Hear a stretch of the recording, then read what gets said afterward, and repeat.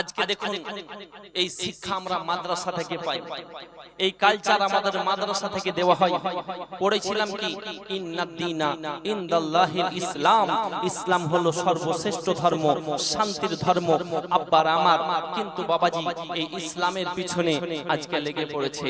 আজকে মাদ্রাসার পেছনে কখনো কখনো মসজিদের পেছনে, মসজিদকে নিয়ে কখনো মাদ্রাসাকে নিয়ে, কখনো মক্তবকে নিয়ে, কখনো ধর্মীয় প্রতিষ্ঠানকে নিয়ে আজকে পৃথিবীর সরজমিনে, আজকে পশ্চিম বাংলার বুকে বিভিন্ন রকমের আব্বার আমার হরতাল হতে আছে।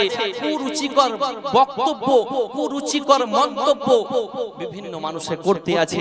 আমি বলবো যে কান খুলে আপনারা শুনে নিন যে মাদ্রাসায় শিক্ষা লাভ করার পরে, মাদ্রাসায় লেখাপড়া করার পরে আইপিএস হয়তো সবাই হয় না, সকলেই পুলিশ হয়তো হয় না, মাস্টার ডাক্তার হতে পারে না, ইঞ্জিনিয়ার সকলে হয়তো হয় না, কিন্তু মানুষের মতো মানুষ হয়। জোরে বলে। মাদ্রাসায় লেখাপড়া করার পরে সকলে ডাক্তার হয় না, সকলে হয়তো মাস্টার হতে পারে না, উকিল হতে পারে না, আইপিএস হতে পারে না, এমএলএ হতে পারে না। আল্লাহু আকবার কাবীরা। তো আমার বলার উদ্দেশ্য যে মাদ্রাসায় লেখাপড়া করার পরে মানুষের মতো মানুষ হয়। আর আপনি আমি দেখবেন, আপনাদেরকে একটা কথা বলতে চাই যে আপনারা খোঁজ নিয়ে দেখবেন যে অনেক শিক্ষিত লোক, সুশিক্ষিত লোক, শিক্ষা উচ্চ শিক্ষা লাভ করার পরে উকিল হয়েছে, ডক্টর হয়েছে, মাস্টার হয়েছে, আইপিএস অফিসার হয়েছে, হওয়ার পরে দেখবেন তার মা বাপের সঙ্গে ভালো মেল নাই, মা বাপের সঙ্গে ভালো সম্পর্ক নেই।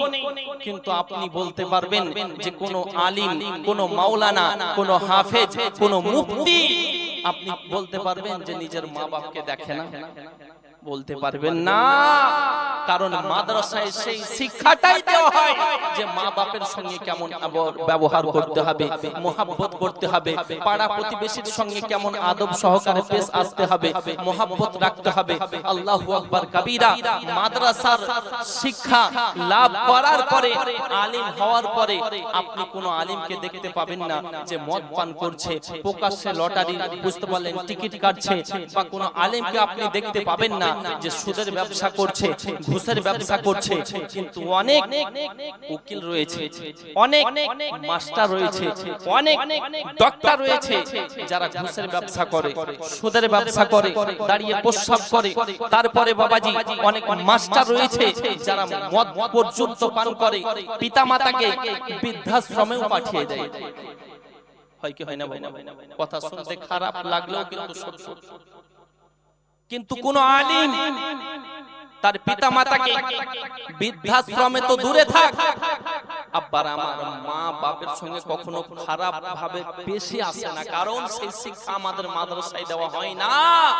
কারণ আমি একজন মাদ্রাসার শিক্ষক, আমার মাদ্রাসায় 57 জন ছাত্র এখন বিভিন্ন জায়গা রয়েছে বাবা, কলকাতারও আছে ছাত্র।